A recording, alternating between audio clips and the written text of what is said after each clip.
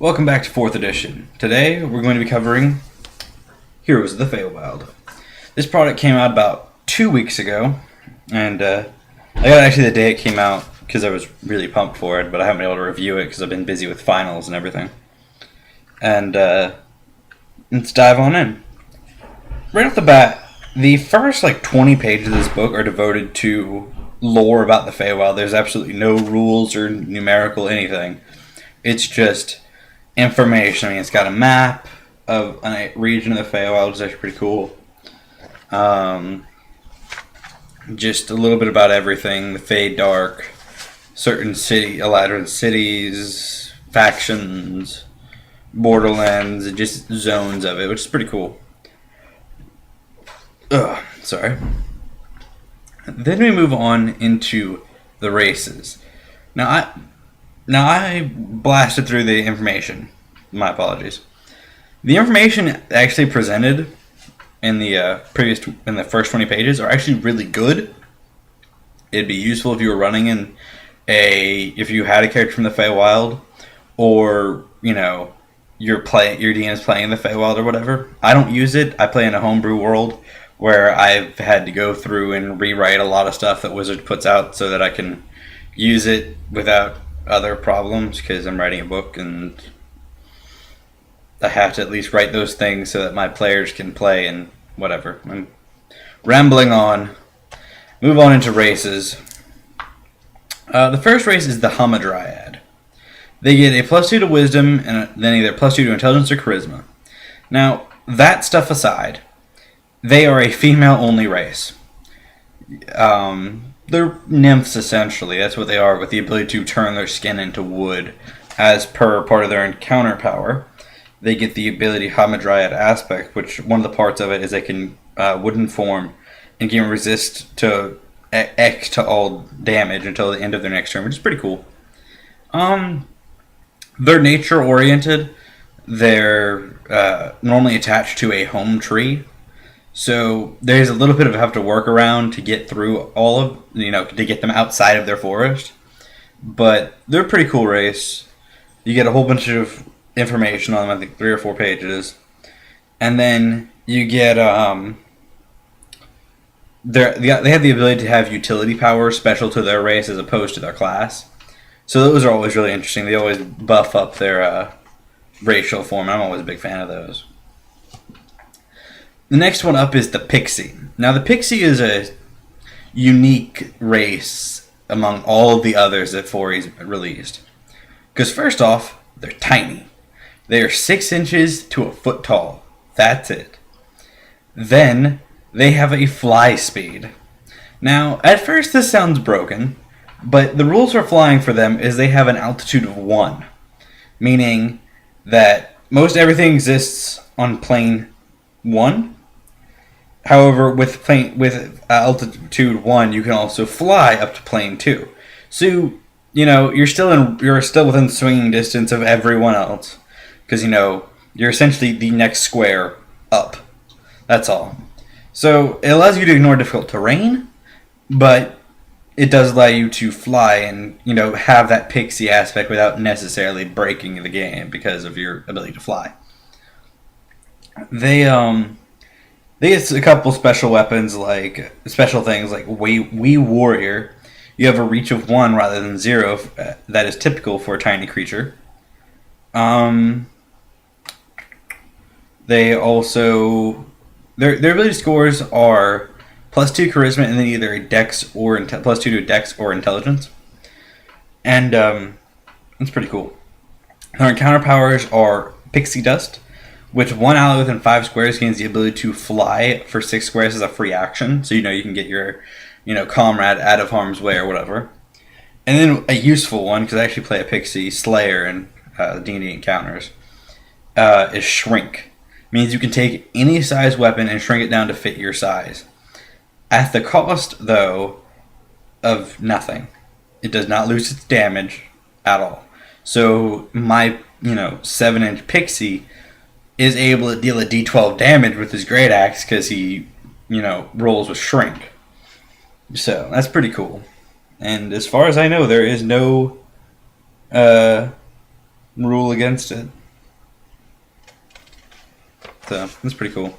Then you get a whole bunch of information on pixies, and then they also get the ability to get utility powers based on their race. And lastly, but not least, is the satyr. Now, the satyr is your goat-legged, horned human. It's pretty cool, actually. I currently play a satyr skald, which is another class from this book, in a D&D game. They get a +2 to charisma and then dex or intelligence. And they're male only, as opposed to the female only hamadryads. Now, the satyr is actually a pretty cool race. Like, they're just really fun to play. I enjoy them. I mean, you get some Fey origin, and you've just got a unique, story. Especially if you're playing any of the musical types, it fits well. They got a encounter power called Lure of Enchantment. You hit an enemy with attack, and then you can slide the enemy up to 3 squares, but not into hindering terrain. The enemy grants combat advantage until the end of your next turn. And, I mean, they're just pretty cool. Nothing so special as opposed to the other ones. But I enjoyed the Hamadryad. You get some information on them. They, too, also get the ability to get utility powers based on their race as opposed to class. Then we move into the big thing for this book, which is classes. Now, I like all of these classes. I think they're all really, really, really cool. I've read through them all. I liked them. First off is the Barbarian Berserker. The Berserker is now their subclass. Now, the Berserker is not like any of the Barbarians and essentially just rips into everyone. They get Defender Aura. They get Vengeful Guardian, which is essentially like, I believe it is the Battle Guardian stance from the Knight, only this one deals more damage at, no cost. And really, they just hit like a truck. That's what they do. They beat the ever-loving shit out of whoever they encounter. Now, on top of that, this book fixed the mistake they made in previous releases, where they released their class and then only stuff for their class, which pissed me off because it meant that a lot of the stuff from the book either had to ignore the rule that they weren't supposed to cross out, or play that other class that I may not like the core aspects of, such as the War Priest. Do not like the War Priest. It doesn't fit the playstyle I like. Anyway, they gave new powers for the class that can be used by all the barbarians. And it goes all the way up to level 22, which I think is when... No, sorry, my apologies, level 29. But it gets more limited as it progresses. I believe they were made with the Berserker in mind, but these could be used for anyone. But I think at that point, the Berserker starts to get more class features again. So that's just pretty cool. I liked it. I thought they did a good job with it. Now, something I was a really, really big fan of is the next class, the Bard. What they have done with the Bard, I was really happy about. First, they gave the Sign of Influence as an optional class feature that does not take away from anything, but it gives you some role-playing stuff. First off, at level 1, the Bard gains 2 Signs of Influences. The choices are Attract Attendance. Whenever you are in a village, town, or other civilized location that reveres bards, up to 3 servants will attend to your needs while in these locations. They'll run errands, they'll help you carry, they'll just do menial, simple tasks. Something that, if you're a party, you may have to run out and do. However, these guys will allow you to do other things, such as if you possibly roll really high on if you can, convince them to do spy work for you, just look after that person over there, or watch my chest as we go and leave if you think that someone's going to try and steal it. And so that's pretty cool. Demand Audience gives you, in the same situation, you enter a village, and the most powerful person will request an audience with you. You will get an audience with them within 24 hours, which then that person's militia or, enforcers will come and protect you. They will come pick you up and protect you all the way there and then all the way back. So that's really cool. It's a really nice role-playing one. None of these are really big, game stats-wise, but really cool role-playing-wise. There's Ritual Beneficiary, which you can get up to any ritual cast for free if it normally has a component cost of 150 or lower, provided that the caster is not hostile towards you. So that's, pretty good if you need to get, small rituals cast. It's alright, I wasn't a big fan of that one.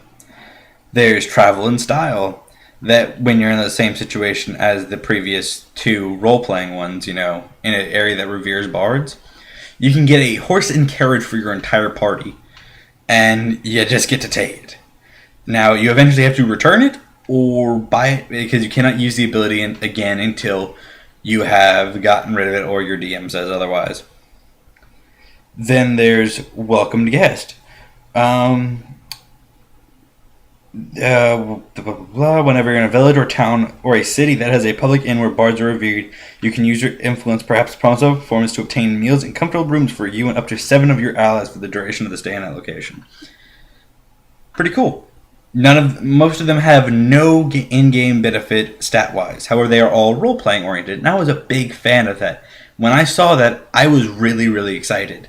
I was like, I'm playing a bard, I'm getting this and this. And I thought it was really cool, because it allows you to have a lot more role-playing, and it really allows your class to be, unique in that sense. Now, the build that they gave the subclass is the Scald, which is more of a leader type for those who like labels. But their big thing is aura. As opposed to the bards who, and actually a lot of other classes, the Scald's really unique in this. But whereas a lot of other classes are, I'm going to use my ability and then that's it, it's just gone. What the Bard Scald does is they lay down aura, aura after aura. And if you're in that aura, you can then trigger the ability on your own actions. So it gives this unique sense that the bard can do a lot more stuff, He can be playing his music, he can be telling a story. He can be doing a whole bunch of stuff, and anyone within the radius gets benefits or the ability to do certain things. Like, that's how they heal. They lay down the aura, and then an ally can just be like, I'm going to heal now. So it's really cool like that. I like how they did the Scald. And that's really how all their powers are, is either trigger on their hit and then anyone within the aura gets something, or they just lay down the aura and people can do something. So I was a big fan of it, and they get powers like standard classes. I move on, and then we get to the Druid, Protectorate Druid. They're more, obviously, as the name would imply, defensive, so it's pretty cool. But their primary is controller. So now they've got a lot of stuff. They're really good with spirits. That's kind of like their thing. And summon nature ally as one of their abilities. Now, instead of getting they lose the ability to get dailies if they take it. Yeah, because if they get this feature, you do not gain. Because I believe you get to choose to take it.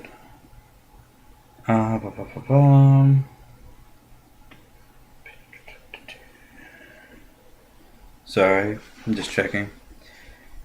I think that's what it is.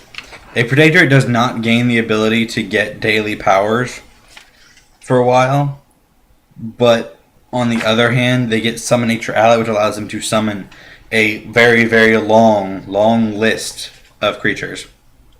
So, you pick your either Primal Predator or Primal Guardian, and you get creatures based on it. So, it's pretty cool. I liked them. We'll blast on through a little bit more. Keep moving. Everything else about them is very standard type, fire. Not fire, but stuff, spells. Then we move on to the Witch, which is a wizard subclass. They're still a controller. But their big thing is debuff type stuff. And here's one. Winged Horde. A horde of flesh-devouring sprites appear in your foes' minds. The enemy shrieks in horror and swats at the menace, leaving them unable to react to your allies' maneuvers.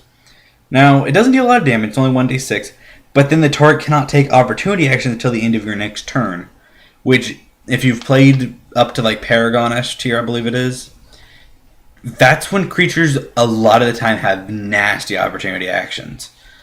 So, if you can really do that, or you can counter a knight's, like, you could with one witch, like, end a knight's ability to do anything by just repeatedly hitting them with this. Because then their Battle Guardian stance won't work, and that's really where they get a lot of their power. And they just get a whole bunch of stuff like that, these massive debuffs. They have one that I really liked, it's level 5 daily. Photo Frog. You target a creature and you just turn it into a frog. It's awesome. Let me move on. They just get a whole bunch of really cool abilities like that, just debuff type stuff. Then we get into themes, which I was really glad that they put themes in a book, because these are less oriented towards a setting like those in Dark Sun.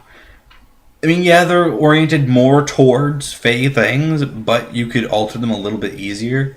And plus, I'd buy this book. I will not buy Athos, the Dark Sun book, because I run a homebrew world, so it does not serve any purpose except for me to have themes. Whereas this, I actually like everything, and the themes are just beneficiaries. Beneficial, not I'm the beneficiary.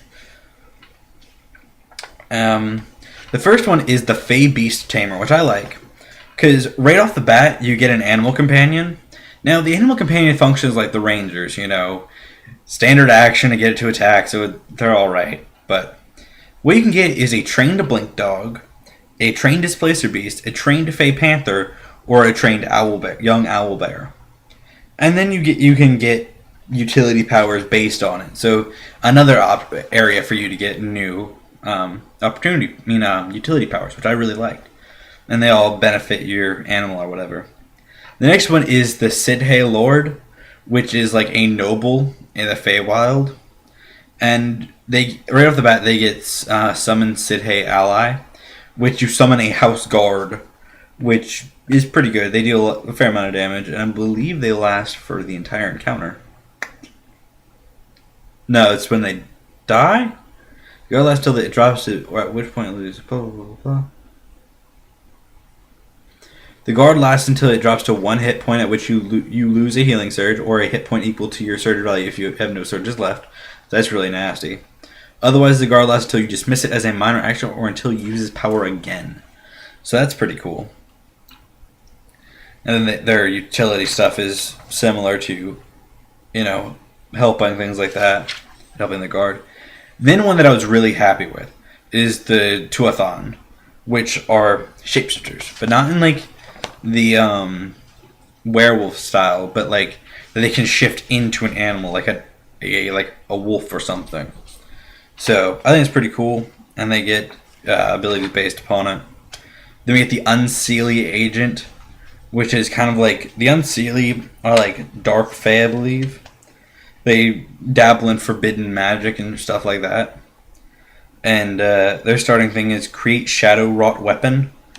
And you call to your hand a shadow wrought weapon that lasts until you dismiss it as a free action or until you use its power again. The weapon has a +1 enhancement bonus to attack rolls and damage, and it deals 1d8 extra on a critical. So essentially you summon a +1 weapon. So that's pretty cool.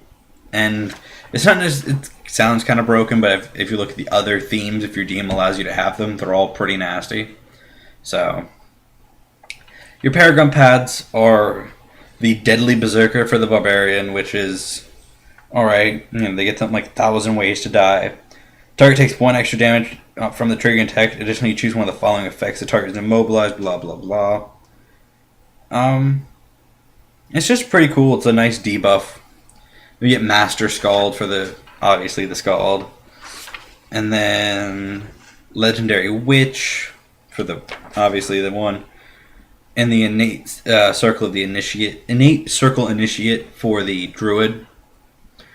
Then we get the Shirati Champion for Epic Destiny, which Shirati is a Feywild Eladrin type capital thing. Wild Hunter. So they're, where is it? You're essentially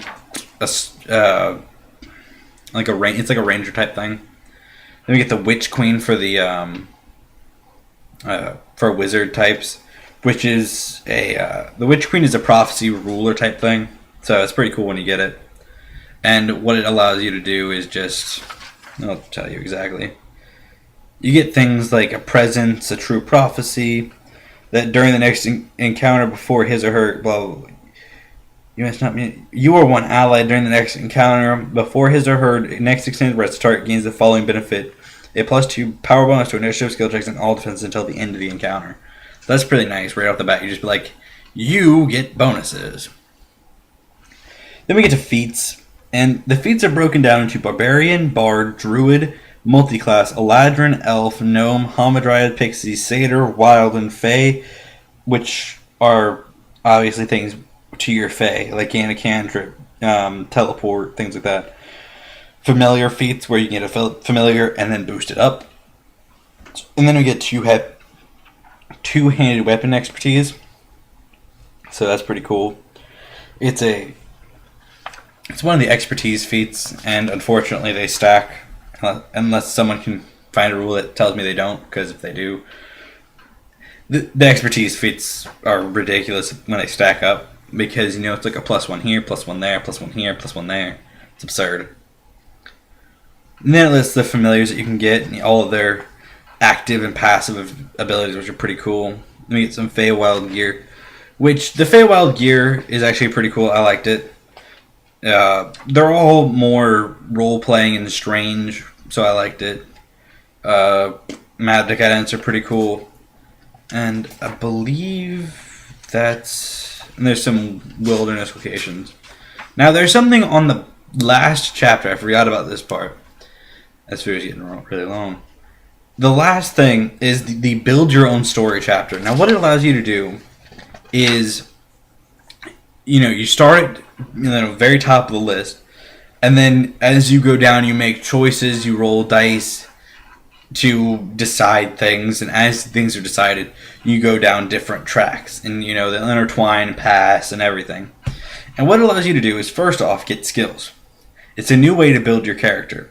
The other is the fact that when you use it, it will also, it gives you a background, a story. So if you can use it to build a background for your character, get some skills, and get some knowledge. So it's pretty cool. You get to experience the Feywild. It's all Feywild oriented, though. There is no other option. So ultimately, I thought it was alright. I think that if you're going to do a backstory, you should do it yourself. But I thought it was a really cool idea, and I think it's really good for new players who may not know a lot of stuff, but they want to have a background that's interesting. What you can do is you can just have them roll across it, and then, read their entries as that happen. And, then they know a little bit about their character's past. They get to know their character more. And that's just always good. And there's a page stuck.